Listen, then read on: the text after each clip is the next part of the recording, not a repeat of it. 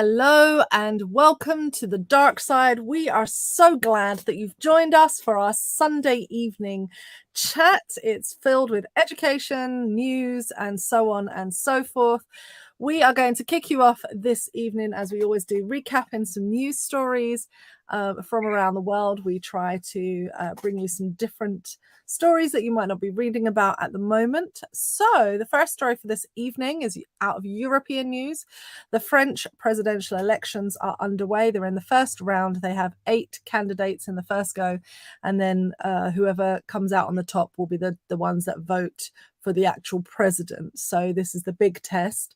This time, the election turnout is down 4%, but that is still 65% of their population or 65% of the voting population who are voting. There are things that you will remember. So Emmanuel Macron is going for the first time to be re-elected in quite a long time in French history. So they haven't had a re-elected president in France. But the big name to watch out for is Marine Le Pen. She is the extreme right winger who has been making a big name for herself. She has tried twice before and hasn't been successful. So this is her third. And she has said last time if she doesn't make it. So we'll see. She was trained as a lawyer and ironically defended illegal immigrants facing deportation. But she has been the political player who has fought the hardest for anti-immigration messages. But this time she has dropped her plan to leave the EU. So that's a big turnaround for the extreme far right candidate. And so she's trying to bring the face of her party to more people, and it seems to be working. She seems to be the big opposition, but there's never fear, there's always another one, and there are 8 candidates, but I'm only bringing you 3. Jean-Luc Mélenchon, I apologize for butchering his last name.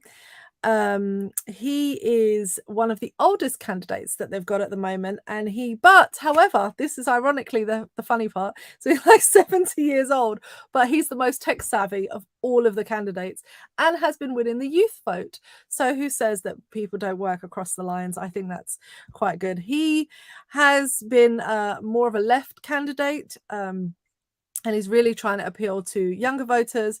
He's talking about lowering the retirement age, raising the minimum wage, taxing the wealthy, freezing food and fuel prices. But interestingly, he would pull out of NATO and he blocks any future free EU trades, which I think is rather interesting. So it's an interesting mix. So his ploy, Jean-Luc's ploy, is that he thinks that everyone should vote for him so that they do not have to deal with the Marine Le Pen and Emmanuel Macron. We'll see how that turns out. But collectively, what happens in Europe notoriously is that if one country has an election, especially if there is a far right element that has grown, which we have seen increases in Europe again, that the whole of Europe kind of collectively holds its breath and waits for the fallout of whatever that is. So the elections have closed. We are waiting on the results, and they have it closely done that it will actually be Emmanuel Macron and Marine Le Pen that go head to head for the presidential elections, which will be rather disappointing. They had 8 very diverse candidates, so it would be disappointing if it was those 2 that end up in the fight, because you can see that it will be a close fought fight according to how France's political landscape looks at this moment. It all can change, but yes. Any thoughts on that?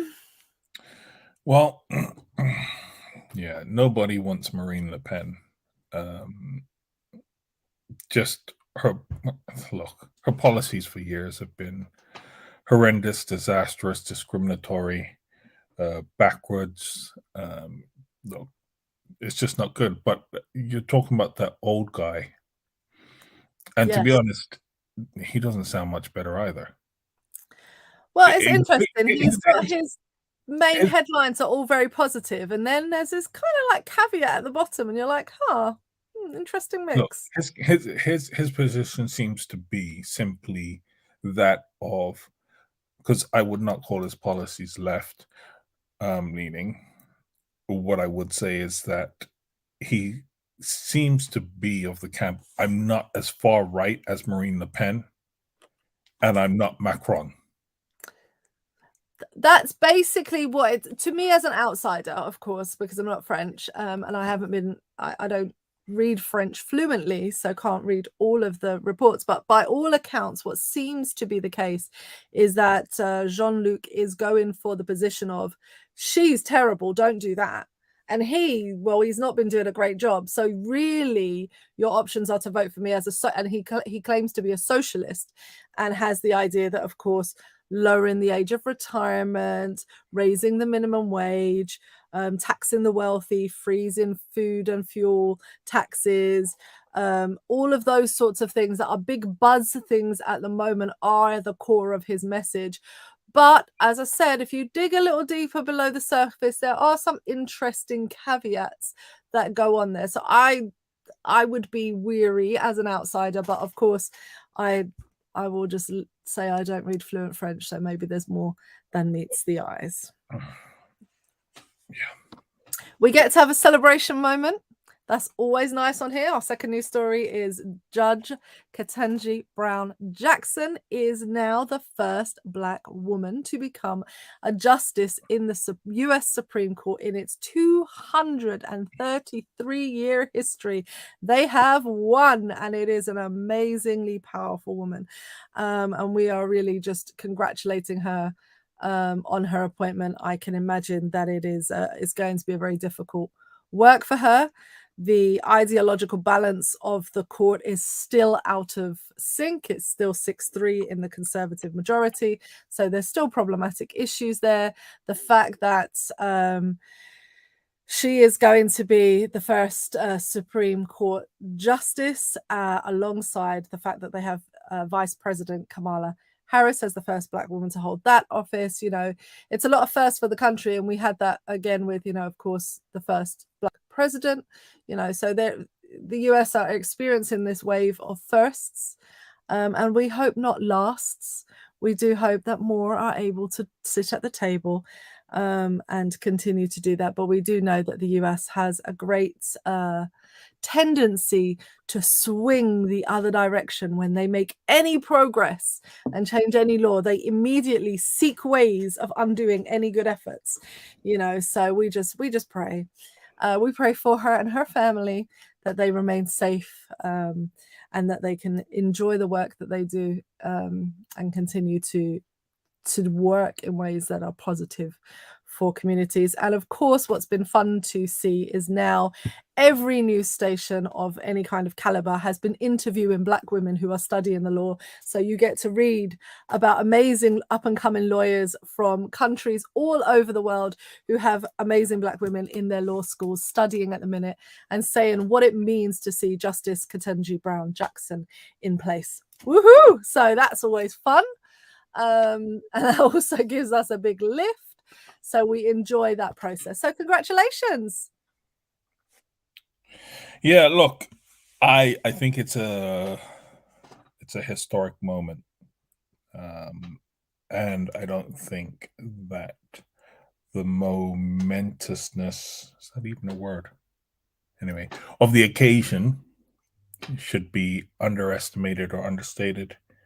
I am, however, concerned for her and her safety,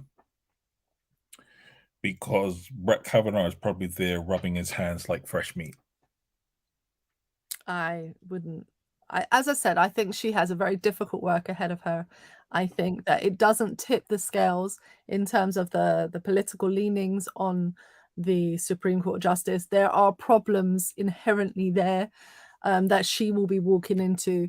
And I also think that, you know, just as we prayed for every first Black person in any kind of office, we know the dangers that come with that.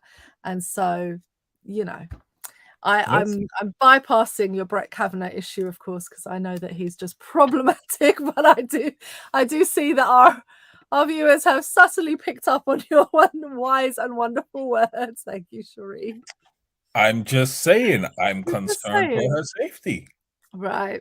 So that brings us on to story number 3. I'm literally moving through these as quick as I can this evening because the main story is quite troubling and I want to link it to another story. So This week it was brought to my attention by Mr. Storm here that Hertz, a very well-known company, I know of them in the UK, but the American arm, the USA, not American, the USA arm of Hertz has been doing something not just troubling but systematically evil. That's the only description I have for it.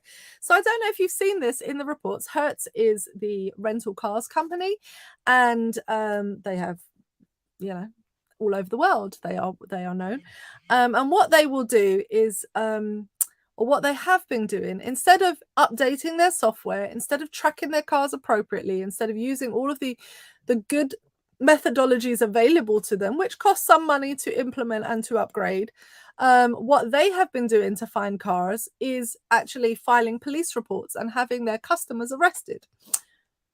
As you do. I've got a choice to make, right? I can either file a police report and have the police do my grunt work for me, or I could put in proper systems in order to trace cars. So because they have been doing this, basically what's happened is there's over 200 people who've ended up filing a class action against them. But some of the individual cases are horrific.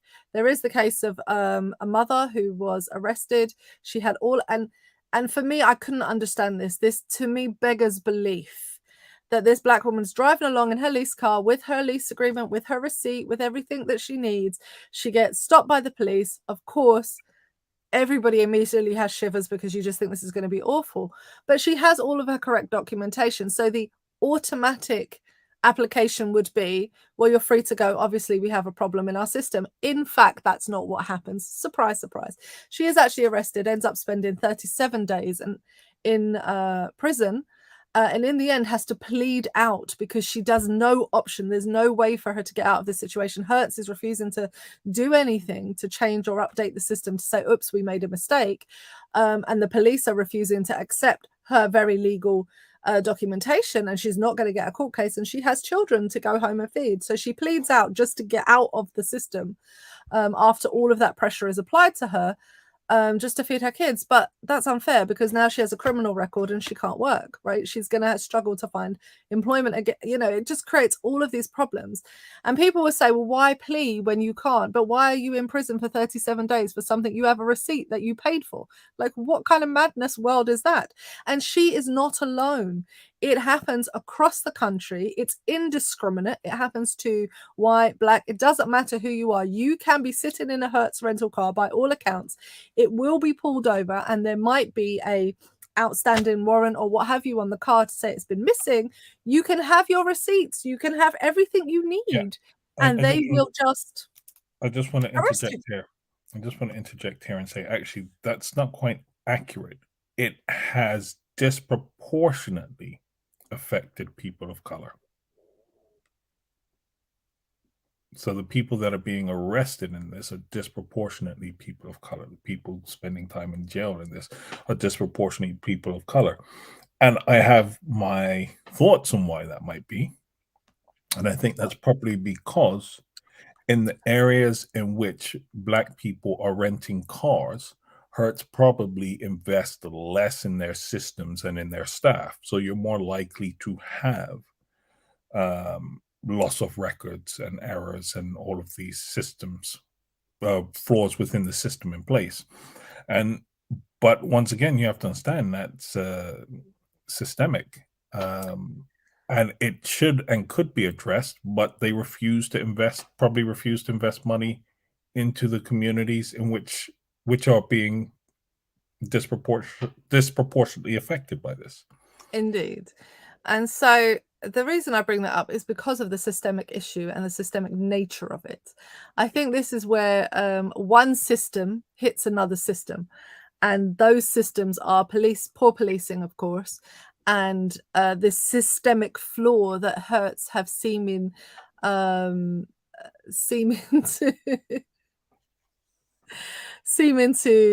use. And so I think in terms of the issues of it being disproportionately affecting Black people, I think there's a really obvious reason why it disproportionately affects Black people.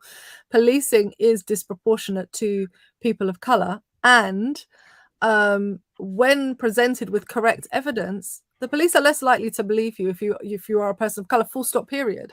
So we also equally, I saw stories of white businessmen who were arrested, or at least came to arrest a white person, and when they get all of the documentation, they go, oh, I see, no problem. But the same documentation on a black person didn't, and it was a black man, didn't hold the same weight.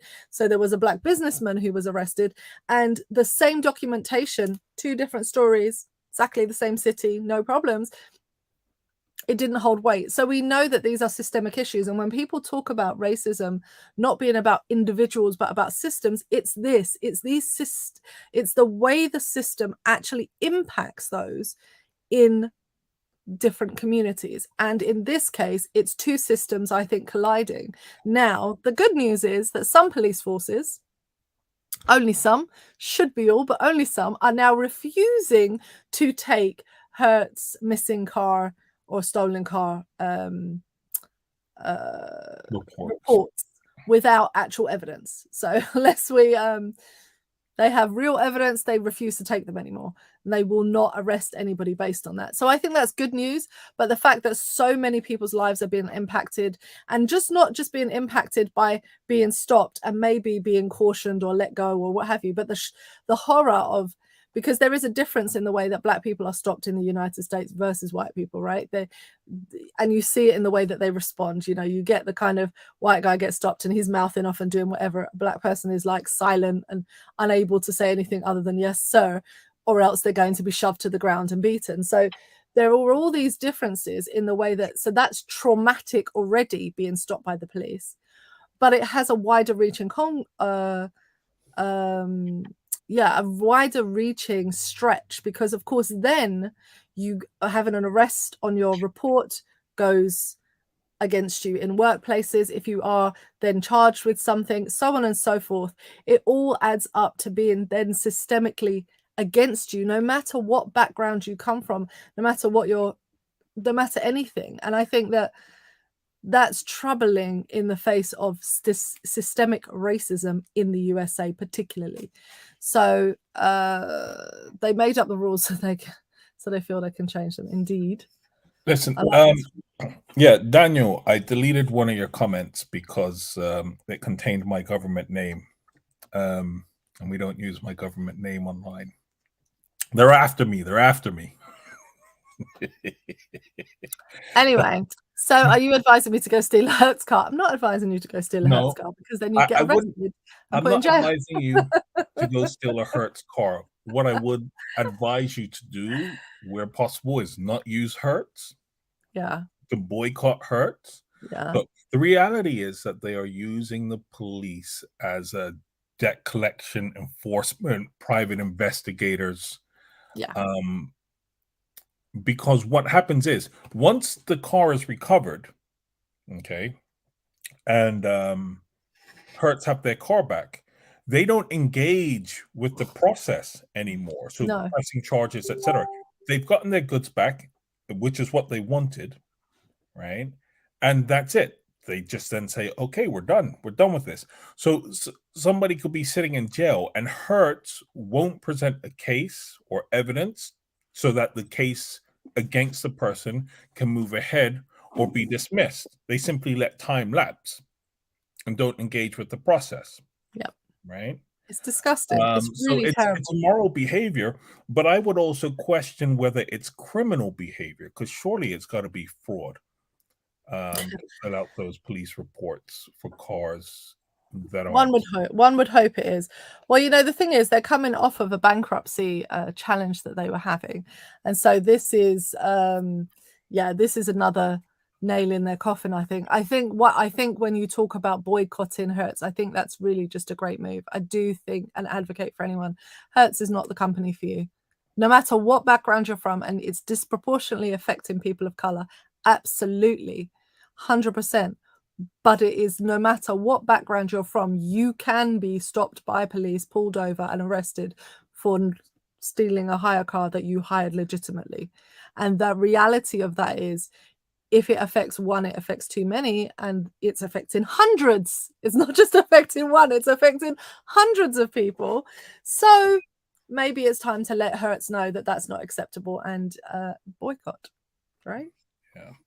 Listen, Daniel, snitches get stitches, but I will forgive you if you provide me with some ginger beer.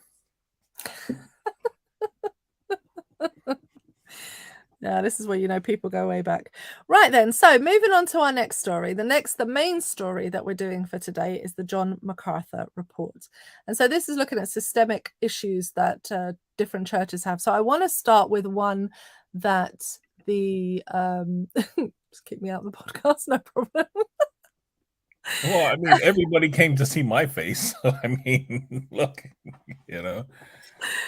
Oh, anyway, so yes, so when I posted the story about the John MacArthur report, people said they were still reeling from the Hillsong report. They could barely get into the it was just too much. So I'm going to just give you a quick overview of the docuseries that's out and the reports that are going on into the Hillsong challenge leading into the John MacArthur report. And Daniel, just for the record, last time we did some fun stories at your request, and we didn't see you, but we did fun ones. So I'm just letting you know that when you say this lot goes badly, last time we really did laugh quite a lot. We tried. Anyway, so let's get into this. The Hillsong, if you don't know, is a mega church founded out in Australia, spread throughout the globe. The Hillsong movement is enormous. It has one of the biggest arms of Hillsong really is its music, which is licensed across the world in every church. I don't think there's any church that hasn't sung a Hillsong song, to be honest. And I think that that's something that we need to bear in mind. So Hillsong is massive, but they are in the wake of some real dramatic changes based on some criminal sex abuse concealment charges and this ongoing, this 3-part docuseries that has come out. And basically this is to do with some of the founders, Carl Lentz, and also, now I'm going to find that Brian, oh, what's Brian's surname now? This is how you know I'm not big on the Hillsong myself, because me remembering the names of the people is not working. Anyway, so basically what most people will know is that Carl Lentz came into the popular view in around 2017. He is the good looking, according to everyone, ripped, muscled, designer clothes wearing, very popular kind of punk rocky looking pastor who speaks kind of well in youth chat. So he's friends with Justin Bieber and the likes, although they have subsequently parted ways, as I understand it.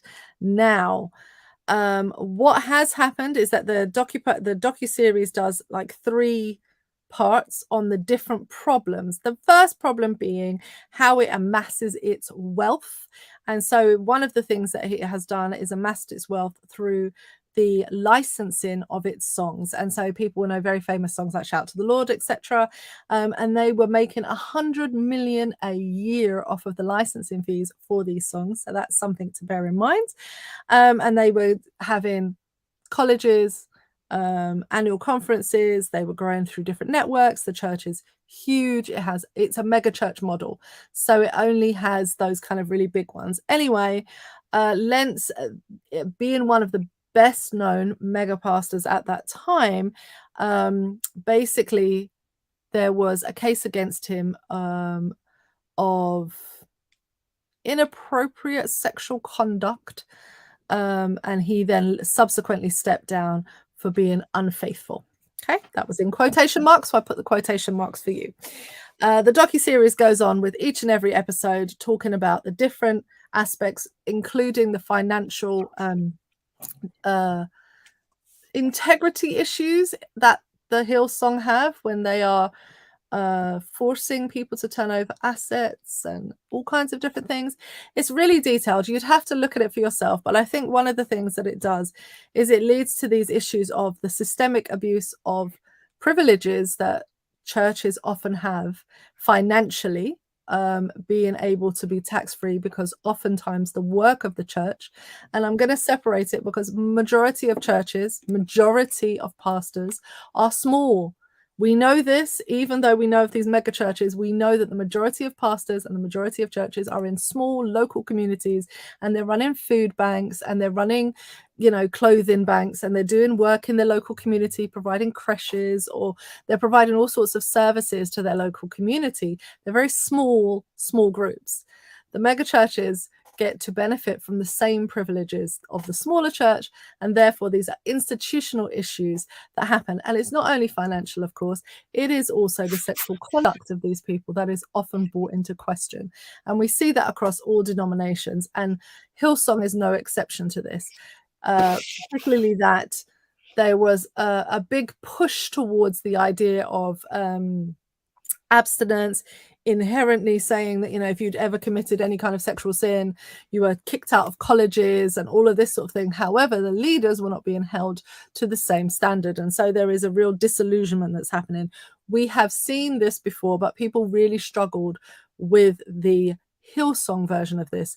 And I guess I could say that's for a variety of reasons. For the majority of people, I think in a small local church, you don't really engage with Hillsong, but you do sing their songs every week, right? I don't engage with the Hillsong ministry as such, but licensing wise, they've produced some of the, what we would say is the best worship music for a long time. And they're intentional about producing the worship music to keep current, to keep up to date. Instead of rehashing hymns, they do try to keep producing songs and music that are representative of the worship experience of current worshippers, so people who are currently in the church.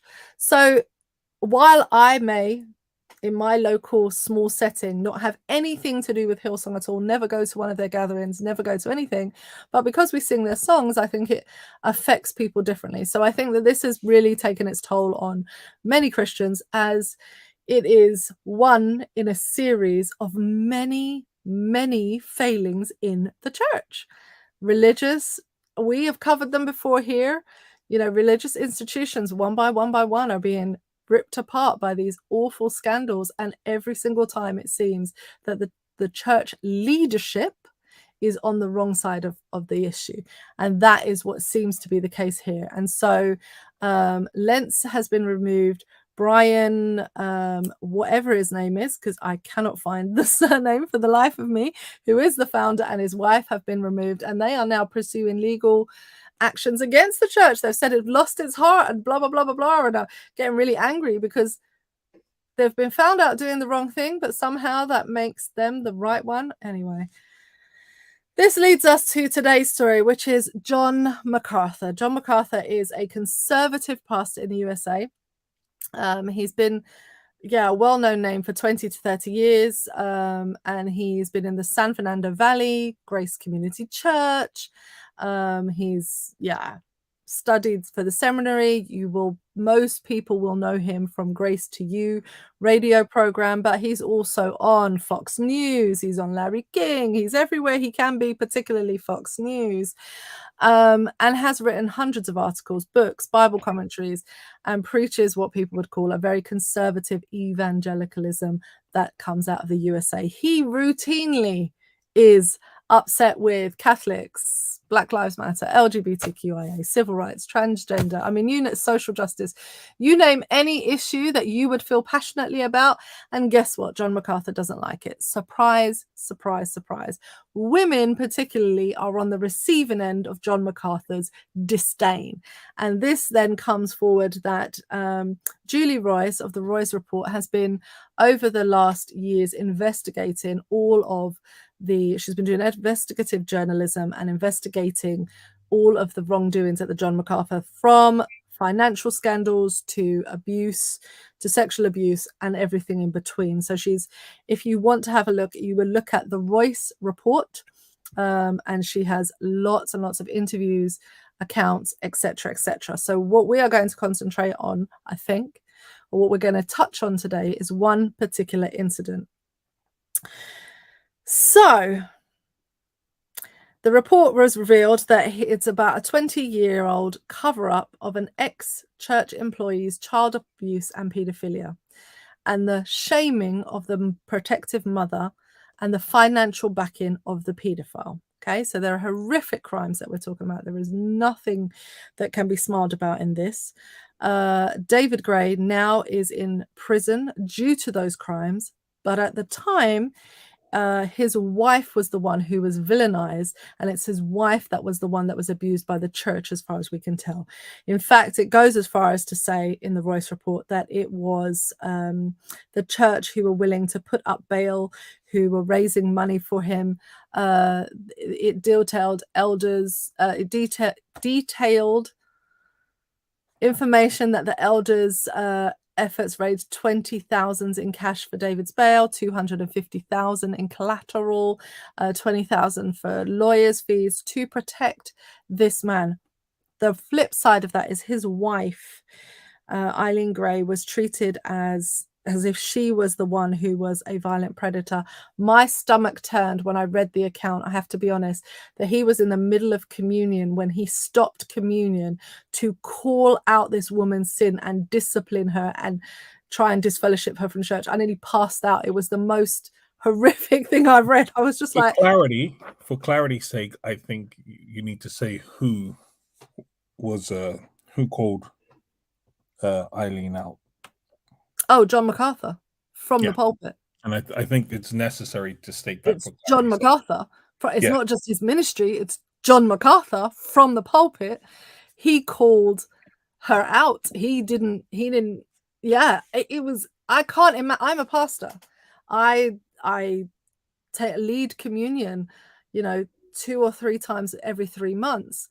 I'm leading communion. I mean, 12 times a year, effectively, I can be found leading communion in an average year, if not more sometimes, depending on the circumstance. I cannot for any fathomable reason figure why I would call out the woman who is suffering at the hands of abuse of her husband, where her child has been abused. Well, I just cannot even put together a sentence in my mind where I would think it's appropriate at the communion table to begin proceedings, abusive proceedings against this woman. It really makes my stomach churn. And so basically she filed she had gone initially to do what the Bible says, and we can go over these steps, but basically there is kind of this biblical principle that if you have a problem with someone in your church, you go to the church leadership. If you've spoken to them and it hasn't worked, you go to the church leadership. And then when the church leadership are not able to resolve it, then you can go to the legal authorities. So she follows this mandate. The church leadership not only do not do anything about it, but they start proceedings against her. So she then files police complaints in 2004. Her ex-husband was then charged with multiple counts of sexual, physical abuse of the children.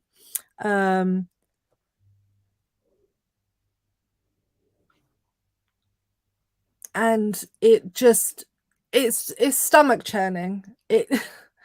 I really don't. I mean, Shireen says, what in the world? I don't know what to say. It just is the most stomach churning thing. And the fact it's being done by people who proclaim to hold the same faith as me makes my stomach feel even more sick. And I was already having stomach issues. I think that if you read the report for yourself, and if you read the way that MacArthur has been, you will see a systemic issue with him across the board. There is a power issue, there are misogyny issues, there are racist issues, but I think overall, if you're looking at Matthew, Mark, Luke and John and you're looking at MacArthur, you're going to have some challenges because those messages don't match. They just don't match. There is just no matching those two things. So I'm going to bring Mr. Storm in and allow him to help me out here because I've done enough, I think. Yeah. Right. So for this story, I need some real chocolate. So, yeah. Enjoy my other brands of chocolate are available, people. This is what happens when you live in a country that you can't buy the chocolate. Yeah. So that's your one joke of the day, is it? Because it's so awful. Well, look, there are details in this report that I think need to be emphasized. So, when we're talking about the child abuse of David Gray, we're talking about the fact that, according to court transcripts, he confessed to beating the child with a belt. Okay, and look, let's be real. Which one of us hasn't had a beating with a belt? Actually, no, don't answer that. Don't want any arrested parents. Right? But he confessed to strangling the children. Okay. He confessed to tying up the children and locking them away. And he told his wife that one of the children in particular needed to feel more pain and that his authority for this comes from God. So when we're speaking of abuse, we're speaking of real abuse here. And I say real abuse because there are parents around the world that will give their children a beating, right? And you will have people jump up and say that's abuse. Okay, look, it's some people might say it's questionable. Some people, there's a fine line to be walked sometimes between abuse and discipline. But this is a line that is clearly crossed in this case.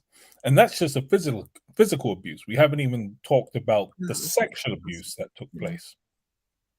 Right? So I just want to put into the conversation some of the details because I think it's important that they shouldn't be missed out. Now, the problem with this case is that she did everything she should have done, although from my perspective, and I acknowledge that this is me speaking from the outside and perhaps a position of privilege, in not having been in that situation, that she should have gone to the police a lot earlier. I'm not saying, I advocate for violence, but I would understand if she went full Lorena Bobbitt on him. I think we could all understand if she did something. So she files a restraining order. And then the church leadership harass her to drop the restraining order and the legal protections that she's applied for. Right? They then go on to tell her that she is sinning by applying for these legal protections and that she should return to him so that she doesn't sin anymore. Let me just put this up right there. What in the world? Okay. Yeah, I think that might be missing a few asterisks in that comment, right? So they then harass her, tell her that she is sinning by not returning to him. Okay. In all of this, they do not address his abuse of her or the children. Right? He's not sinning by abusing her. They're not calling that out. The emphasis is solely placed on her in this situation. And so what she then does is that she speaks to a pastor there. And the pastor, once again, says, look, hey, it's your fault. And then a few days later, he goes and speaks to the husband, David. And then then what happens is the church sort out a place for her to stay until the restraining order can kick in. But this help from the church only comes conditionally. And the conditions of this support from this church, from Grace, it's called Grace something church. Oh. Grace Community Church. Yeah. That's what it's called. The support from Grace Community Church comes on the condition that she will enter into counseling with her husband and somebody from Grace Community Church, an associate pastor by the name of Carrie Hardy. Now, I want you all to bear in mind that Hardy contains no or possesses no counseling credentials. Okay? So they send this woman into this environment, these counseling sessions, in which David writes down his confessions of what he has done. And Hardy refuses to even look at what this man is confessing to. Headache. Okay. So, what Hardy then goes and does is that she says to Eileen, look, the only problem here is you. You don't seem to like your husband, and that's why you're having these issues. And what she did was, and she says, I quote, that Eileen had, quote, a tendency to exaggerate, end quote, and also that Eileen possessed, quote, faulty logic and irrational thinking, end quote. Now, where have we heard those stereotypical ideas before? I'll tell you what, listen to a few of MacArthur's sermons and you might begin to understand where some of these ideas come from. Right? So, what she then says, what Hardy then goes on to say is that she finds David to be likable, laid back, etc., etc., etc., and that the children no longer require supervised visitations with this man. Excuse you? This abuser, right? Excuse you? Yeah. They shouldn't be having visitations with him, full stop, let alone Right. supervised. Right. Just saying. Hardy then goes on to tell Eileen that she should forgive, even if David isn't repentant. Excuse you? No, listen.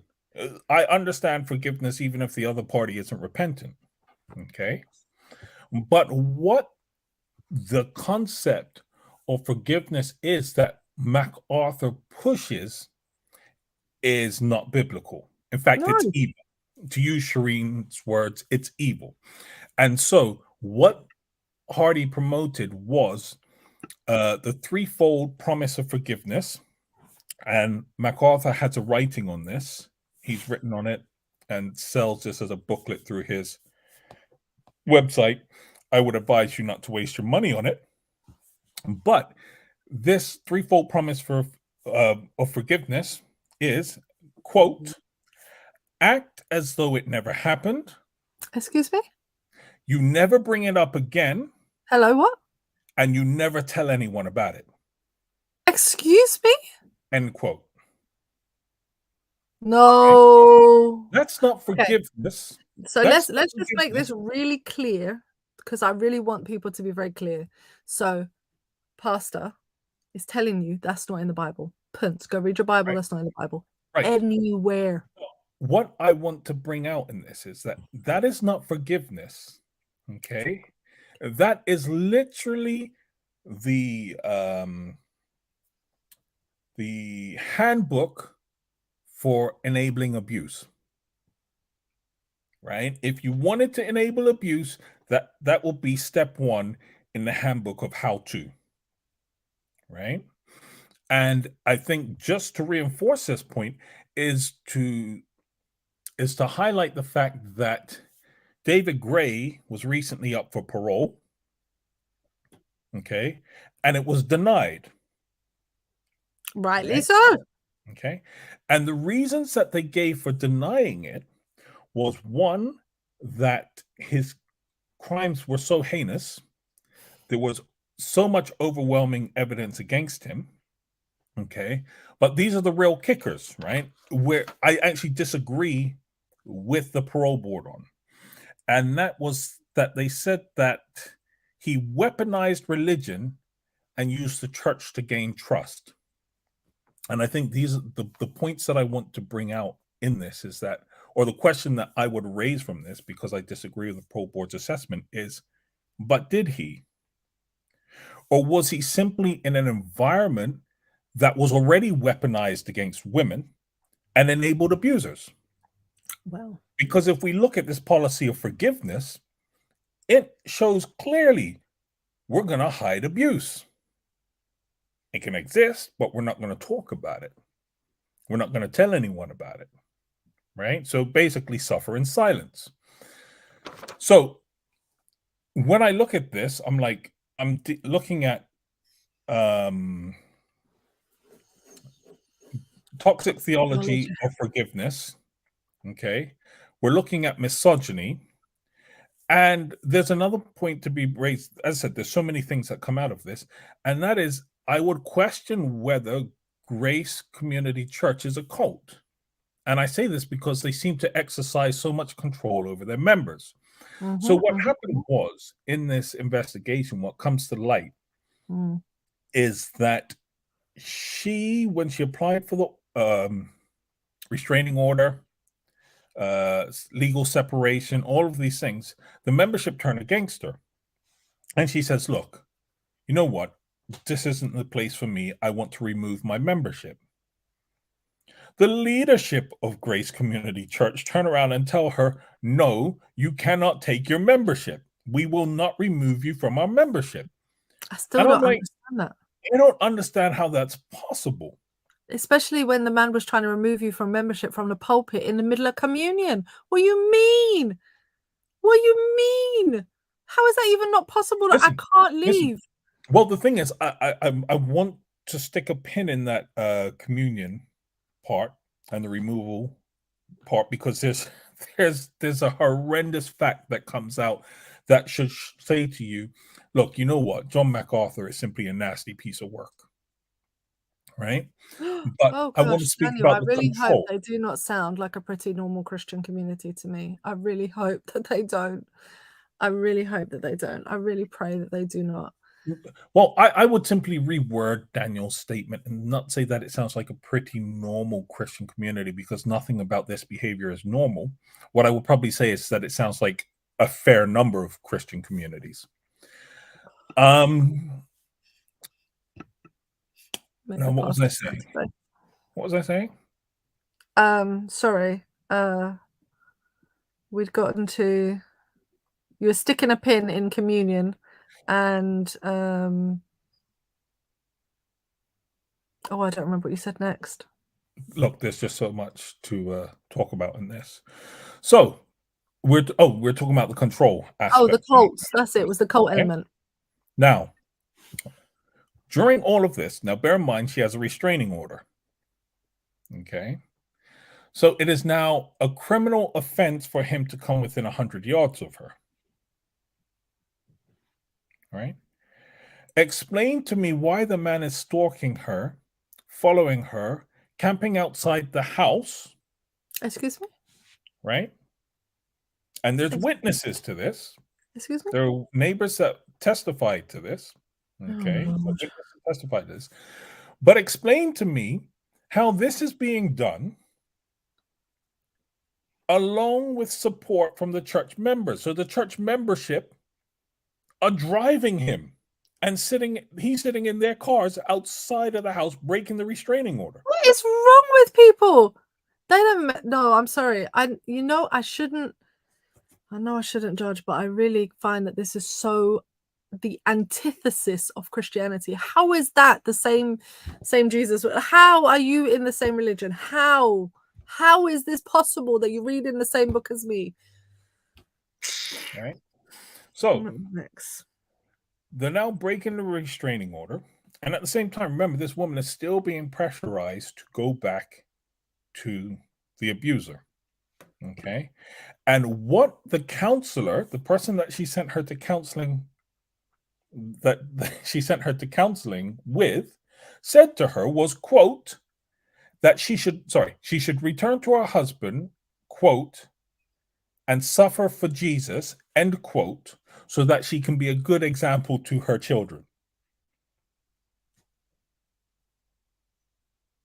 This is upsetting me today. It's really upsetting Right. me today. Right. Really, really upsetting. This counselor also said to her, quote, it is now time to trust God to use your marriage to David to make you more like Christ, end quote. Excuse you? Right? So, once again, all the emphasis. Which Bible story you read where Jesus was like, you know what? Pedophiles, child beaters, women abusers, you know what? Stay with them. No, whenever confronted with those things, he was like, you lot go away. This is what is wrong? Oh, Tabitha, calm down. Anyway, go on. So, once again, you have to look at this. Control and misogyny are at play here. Okay. Struggling. And the misogyny is at play here because all the pressure, all the responsibility to say forgive, be more Christ-like is placed on the woman. Right? None of this places any of the responsibility on the man to be more Christ-like. Right? And what they said was they were going to discipline her if she didn't reconcile. They were going to discipline her, and she was sinning by not following the biblical model. Okay, when actually she did. But I would like to know what Bible they're reading, because I'm pretty sure Jesus says, suffer the little children. In other words, let me translate that. You adults, you suffer, and let the little children come to me. But very clearly, this man was causing the little children to suffer. And the church thought that that was okay. Right? As if I didn't have enough issues. Just makes my stomach sick. Right. So she is threatened with discipline, and we're going to take that pin out now. Okay. And as you highlight, she was one of the times in which they embarrassed her, disciplined her, and tried to shame her was during communion. It happened twice. Okay. So MacArthur gets up during the communion service, and he says that those who do not accept church discipline, that for those that don't accept church discipline, quote, death may follow, end quote. Okay. Threatening her. Are you threatening her to kill her? No. It's worse than threatening her. This woman at the time that he says this was fighting cancer. She was having treatment for cancer. I can't. I just can't. I can't. It's too awful. It's too awful. Right? So he gets up, talks about her, says death may follow to someone that you know is fighting cancer.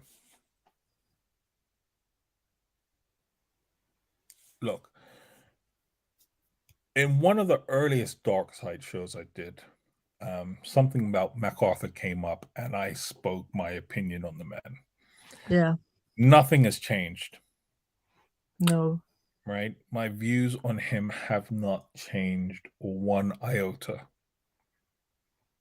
Right? And they can't change. It's not like, how are you going to change your opinion for someone who's clearly completely the antithesis of what you claim to be?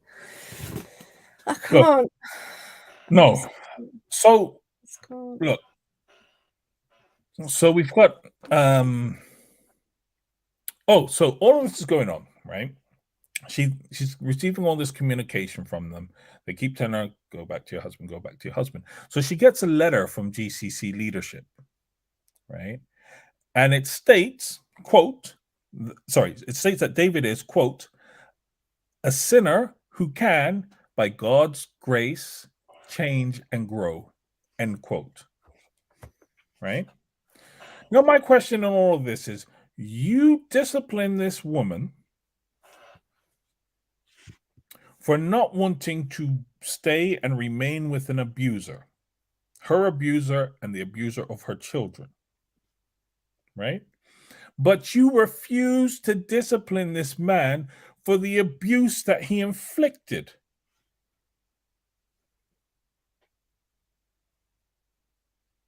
Now, if that's not some real misogynistic, cultish behavior, I'm not sure what is. Right? So, the man goes to jail. David goes to jail. Thank the Lord. Thank the Lord. He's serving 21 years for child abuse, child sexual abuse, child something else. Just, yeah. So, he goes to jail, and the church continued to support him. As you've highlighted, they raised money for his legal defense, his legal fees. But he starts this ministry within prison.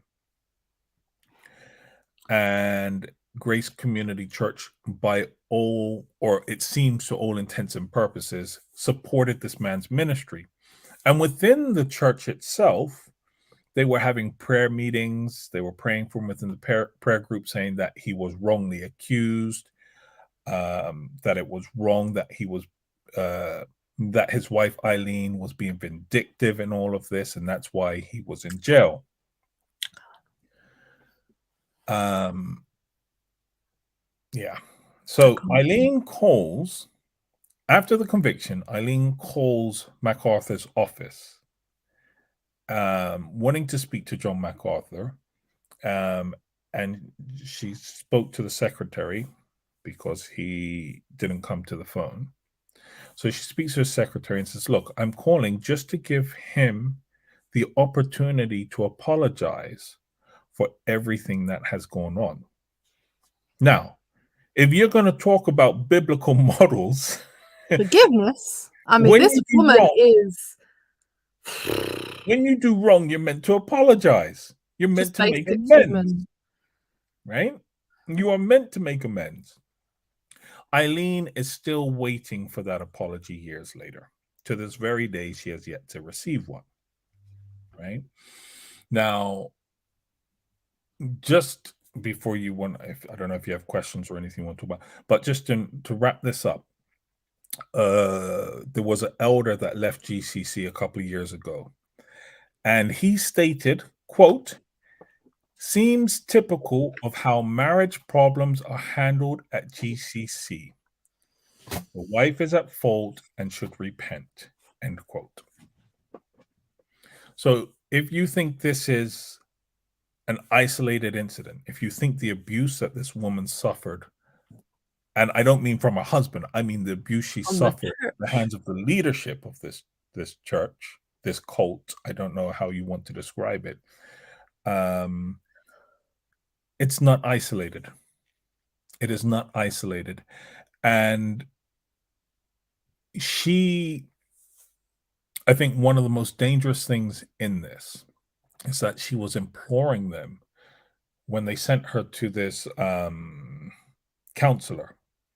Look, if the counselor, the person that they actually do the counseling, even had a license out of a Cracker Jack box, I'd say, look, at least she had something. She don't even have that.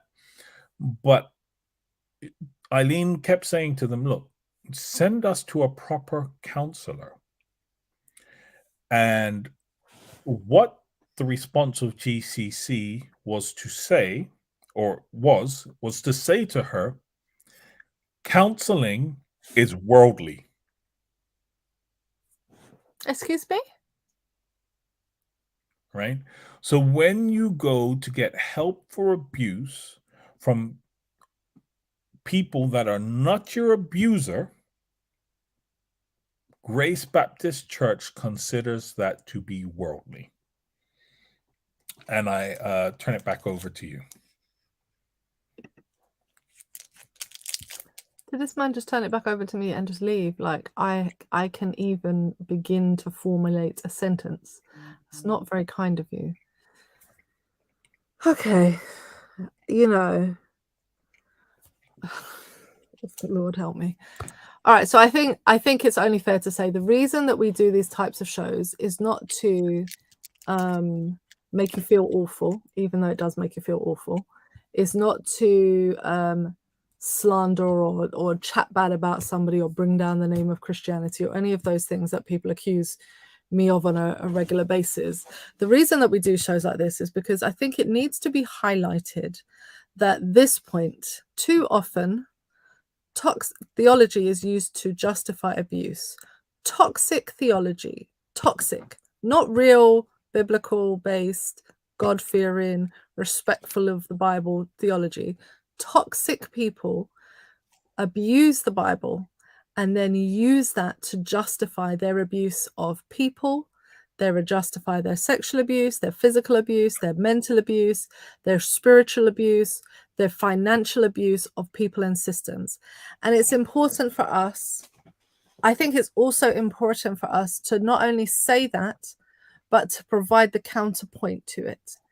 It cannot be that the loudest voices, John MacArthur is a loud voice in Christianity, to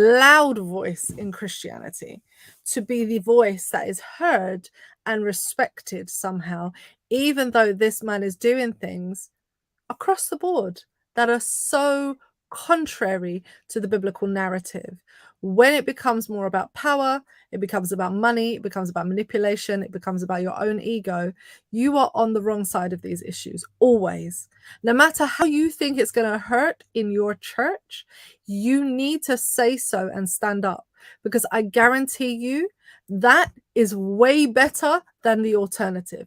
And what I cannot understand in this point in history, for all of the good Christians that exist across the globe who go to their small local church and they're doing their good work, I cannot understand how the idea still exists within all of these circles that what is an appropriate way to deal with allegations of abuse of any variety is that we try and silence the victim and rush it all under a carpet.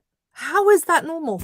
Right. So we've just given the Cliff Notes version, but you've just made a statement that I think actually needs to be pointed out. So Eileen goes to Grace Community Church leaders, tells them of the abuse, and they failed to report it to the authorities. And they had an obligation to report it to the authorities.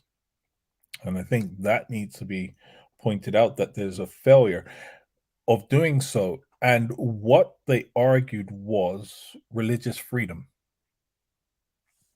was why they didn't have to report it. So they said because it came out in a counseling session, it was within the form, it fell within the realms of confession. And so they weren't obligated to report it. They were protected from reporting it. Now, look, that whole mess just, nah. That no, make it. I'm going to stand by my point. I'm going to stand by my point, which is that the response to finding out that someone within your midst is potentially being accused of abuse, the response is to go to the local authorities, police, whatever you have, whatever system that is in whichever country you exist in, report it and have them investigate it properly. And if that means that you have to suspend your services, if that means that that person needs to sit on the outside, if that means that everything looks really bleak for a period of time, let it look bleak. It is not that I don't understand. We've seen it in the Catholic Church. We've seen it in Hillsong. We see it in MacArthur's church. We've seen it in Mars Hill, the one Mars Hill, not the other Mars Hill. We've seen it in the Protestant churches. We've seen it in Adventism. We've seen it in Pentecostalism. How many more churches and leaders do we need to see this in before we say, we have a problem within our ranks that we do not? The automatic response to any allegation of abuse isn't mandatory reporting. Mandatory reporting. Go report it. You may feel awful. You may feel like you are letting down somebody who's a brother or sister in Christ. I don't know what your emotional experience of that situation is, but guess what? I don't care. Go report it. Because we as a church are not equipped to investigate or deal with these things. And we clearly have no integrity. So the best thing that any of you can do if you are sitting in a church is go report it. Call the police. It's not difficult. Really, Listen, it's not. let me catch somebody fiddling kitties within church, and I'm about to show my age here. But me press trigger, me not press people button. Nobody chat contest me with something. Yeah? I'm not playing with that mess. Do you know, I say all the time that I think we need to dismantle the denominations, but it's just so toxic. Anyway, right. So there's been a legitimate question asked, which is, when does toxicity begin? When John MacArthur opens his mouth. Right. So I think this is really important for people who are interested. Maybe they've read Matthew, Mark, Luke, or John, the Gospels, the books of the Bible. Maybe they've heard a story about Jesus. Maybe they go to church. Maybe they're raised a Christian. Maybe they've been sitting in church all their lives. Maybe they have, they're generationally a Christian. When does toxicity begin? There is a number of points at which toxicity begins. And I think this is really important to do. That was the book of Cobra. Chapter 1, verse 17. Right. And I think it's really important for people to understand what situation, what environment are you sitting in? Okay. When you can't ask questions and there isn't a suitable way to disagree, then you have toxicity in your church. If you can't ask questions, if you can't engage, it's uncomfortable engaging in just basic disagreements. There is probably some level of toxicity in your church. That's the reality. When the theology is toxicity, which is, I think, where you're alluding to your earlier point, is when you don't find the Bible in it anymore, or the Bible has been used as a justification for violence. Okay, so case in point, the idea that forgiveness had this three-step prong. You had to have this three-step prong for forgiveness. Sorry, I'm just going to lean out while I plug up my laptop here. Right, you have to have this Where did you find that in the Bible? What text? You don't find that in a Bible text? You need to understand that that's toxic. You need to really, as Christians, we need to hold our leaders to account. We need to do better than just accepting what they say as gospel truth and then going, oh, pastor said it must be true. No, you need to hold them to account. You can't just be like, this is okay, because it ticks a box that I agree with, which is that women are subservient to men. And that point right there is a problem within Christianity. The fact that that point has been put up as the main point is where toxicity begins.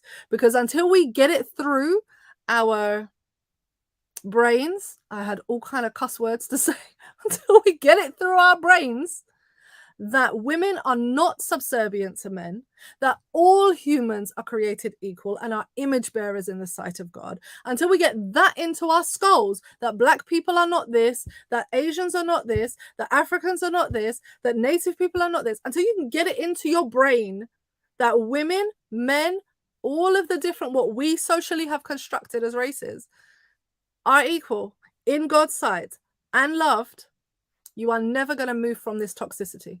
Never. And this is one of the problems with evangelicalism, is the fact that women are subservient, the fact that racism exists and is rife. They don't want Black people in their midst. And if you are a slave to their system because they don't like you and want you. They worship the idea of America being the only way. Like, all of these ideologies are toxic. And the fact that you're using the Bible to justify it, toxicity exists when we do not worship a Northern African, Southwest Asian Messiah. That's where toxicity exists. If you have in your head any version of Jesus that is not represented in Matthew, Mark, Luke, or John, then we have a problem. Steam. I have steam coming out of my head. Like, I just can't. Yeah. I really can't. So, I know I said when does toxicity begin, and I know I gave the answer previously. I would say, in all seriousness, a serious answer to this would be where my understanding of Christianity fails to affirm your humanity. Right? Where my understanding of Christianity fails to acknowledge your pain and hurt, that is where toxicity begins. Where my understanding of Christianity fails to protect you from predators. But it doesn't protect the orphan. It's not protecting the widow. It's not protecting the children. It's not protecting those that we are called to protect. Punt. That's what we're called to do as Christians. No, we're not doing that. Problems. I found this one really difficult again. Every single time. Every time we do it. Yeah. So look, I don't know if you have any other questions on this. Do our viewers have any questions they would like to ask? Was there another question I didn't see? How can we recognize the fork? The fork? Split tongue. Snake, I would imagine. Is my imagination. Maybe, because that's where I went with that. Yeah, listen. How do we recognize a snake? Do you know what? When they use and this is one of the things that I've found to be quite interesting. So I'm going to take it from a female minister's perspective. As a woman minister, I'm often told, was it snake? What was it? Anyway, I'm often told that I'm outside of the will of God. Like, you should not be a minister because blah, blah, blah, gender. Yeah, right? But then when I will sit next to colleagues who are not doing their work, who are abusive, who lack any kind of compassion, all of the kind of regular things that come up in your daily work, it always begs belief that they would rather have the man who sounds charming but clearly is stealing the funds or abusing his wife or sleeping with the choir mistress or is whatever sin it is that they're dealing with, right? They'd rather have that than have a woman, because the worst thing you can be is a woman. Look, right? I think the funny thing is, that's where the snake is. I think the funny thing is, people would rather have me as a pastor than you. And if I was a disciple, I'm Simon Peter. I swing in that sword daily. There's ears coming off, there's heads coming off, there's body parts rolling everywhere. There's parts of me that always think, right? let them have what they want. But they'd rather have me as a pastor simply because I've got a frank and two beans, right? And I'm like, yo, really, really, really, really don't want that. I assure you. No, but you're the compassionate one, you see. That's how they read you, and they read me as the hard, tough. Anyway, we won't go into that. So what about bringing the church into reproach? Church members shudder to hear anyone say anything negative about the church. Yeah, Shireen, I mentioned that at the beginning, that sometimes, I've been told, not so politely, that when we do shows like this on the church, and we had one not too long ago about the Seventh-day Adventist Church and the pastor that said some awful things in the pulpit about the marriage bed and how that should be used for violence. Are we sure he's not in leadership at Grace Baptist Church right now? Anyway, I was told that I was out of order because we did a show on this to highlight the fact that we do not believe that, and that is awful, and the church should hold it to account, and you should never bring the church into reproach. And I will say again, the idea that silence is the way forward is clearly not biblical. It's clearly not biblical. There is no text that said, you know what, when people did something wrong, let's all just be quiet about it and see if it will go away. Let's do that. No, God sends huge amounts of prophets to proclaim it from the rooftops when his people are sinning, and to announce it loudly and to stand against it. The idea that silence is the way to do that is wrong. It is actually, it's cultish, as I think someone's just said, but it also breeds complicity. It breeds an environment in which predators are free to find more victims, and we know that. Right. So I would say this in answer to Shireen's question about people questioning about bringing the church into reproach. If you think that me speaking about something wrong brings the church into reproach rather than the actual action that was wrong, then you are a biblical Satan. That right there. That right there. That right there. Oh, that.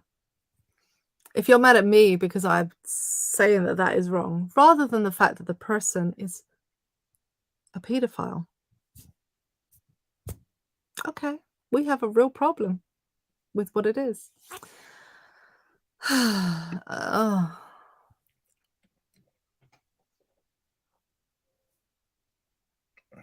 Might be I'm not quite sure what that was outside related to. the intent of the biblical scribes, but not God's will. I think he's talking about the bringing into reproach thing. I think. Okay. And saying that it's a cult for people to. Someone's got to walk naked. Listen, you know what? I will say this to you. There's plenty of repressed people within the church that are just dying for that to happen. Well, I think the prophets had very interesting ways of bringing across their messages, and nudity was obviously one of them. But I think that, you know, one of the things that we have to clearly stand against, the Bible clearly stands against repeatedly. The Old Testament talks about not sacrificing children, not abusing kids. I mean, it's really clear that God does not want you to do things against the little ones. The mandate of the whole Old Testament is about the big four. Who do you actually look after? The foreigner, the widow, the orphan, and the it's gone. The poor. I don't remember the foreigner, the poor, the orphan, the widow. The poor. Okay, I got it. I got the fourth one. It was gone from my head. And Jesus reaffirms that in the New Testament, that we are to be protectors. We are to be the ones who are looking after people. So it's such an important part of who we are. You know, the God of the Bible is a God of justice. It's not a God of injustice. Does not stand for that sort of thing. And you know, the way that people have taken the Bible and made justice as if it only applies to heavenly realms or something, and that's it, it doesn't apply to earthly situations, is horrific. You know, any mention of justice in some Christian circles and you're called a heretic, and you're like, you do know that you've got justice, like literally. Well, some of the best texts in the Bible are about justice. Like, what are you talking about? And once again, I think this comes back to the toxic theology idea, or the idea of toxic theology, because here's one of the basic principles that they are missing. You cannot have mercy without judgment and justice. Yeah, well, there you go. In order for me to extend mercy, I must pronounce a judgment. Right? So it's just I must be intent on delivering justice. Yeah, basics. And my mercy flows from how I deliver that justice. Yeah. Right? And so when you immediately ignore that justice part, you end up with a toxic theology of mercy, because what that does is it says, no, I don't have any accountability. I don't have to make reparations. I don't have to apologize. I don't have to bear any of the cost of my actions, because mercy is given to me. Mercy is given to you after judgment is pronounced. Yeah. And there you have it. Well, it's been a tough one, as always, to do these topics. They do hit close to home. You know, we do cover all topics, and some of them hit closer to home, and this one definitely hits close to home because it's about Christianity and it's about the leadership failing yet again. I think we have our parts to play in making sure that our churches are places that are safe, that people feel comfortable enough to come forward and know that they are supported through the process of reporting crimes, that they're supported through the process of getting help from professionals. And that's what we're supposed to do. We're supposed to support the process, not be a hindrance. And in the case of Grace Community Church, supporting the perpetrator and his ministry in the face of what abuse you are carrying out on the victim, both the adult mother, ex-wife, and the children. I mean, I can't imagine growing up as those children with all of that you've been through.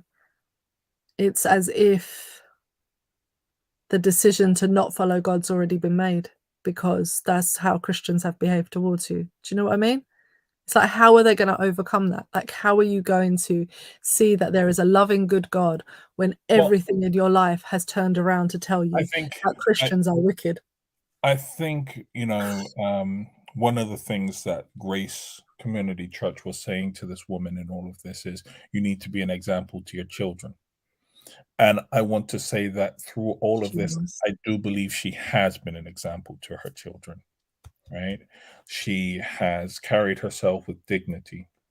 She has done all she can to protect the children. And in relation to the comment that you just made, she herself does not blame God for what happened. No, of course. She's able to acknowledge the evil within people and the evil that people do, and acknowledge that, no, this wasn't God's will for my life. It wasn't God that did these things. So in terms of, it being written or fated that, they wouldn't believe in God, I think actually her life and what she has done is the best example that she can. So I would say, if anything, it should perhaps give them a stronger example of who God is. I really hope so. I really do. We pray so. We pray for Eileen and her children, for their healing and for their continued journey with God. I think that's the only thing that we can do. And we continue to shine a light on these injustices and say to people, the question was asked, how do we see the toxicity? How can we know that we're in that environment? Look for yourself. Assess what's going on in your own environment. Are you complicit to somebody else's violent behavior from a power perspective? What can we do to stand up against that? And we all have some role that we can play within our local environments to ensure that that's done. And sometimes that's uncomfortable.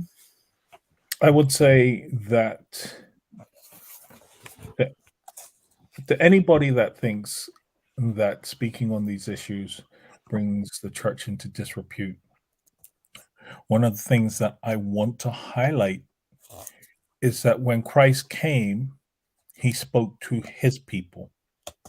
He spoke to his community. And if you are not addressing the wrongs and calling out the wrongs within your community, are you actually being Christ-like? Well, now, that is a challenge for all of us. We will see you next week. Oh, that's Easter Sunday. Will we see them next week for a Darkside on Easter Sunday? Well, that's a good question. I don't know the answer to that question. Will we see you next week? I don't know. Y'all let us know. I don't know. Well, Sunday evenings, 9 o'clock. We are definitely going for 2 weeks at the end, a break at the end of April for a 2-week break. We'll be taking some time to replenish ourselves with the good side and the light side and the joyous side, and allowing you less of the dark side for 2 weeks. So that's just a warning that we are coming up for our mid-season break. But we thank you for staying with us. Thank you so much for interacting with us this evening, Daniel and Shireen particularly. We saw your comments. We really enjoyed the discussion. Thank you, Mr. Storm, for doing such due diligence and investigative work, as always. Thank you for being with us on the dark side. We will see you next time on the dark side. Yep. Laters. Peace.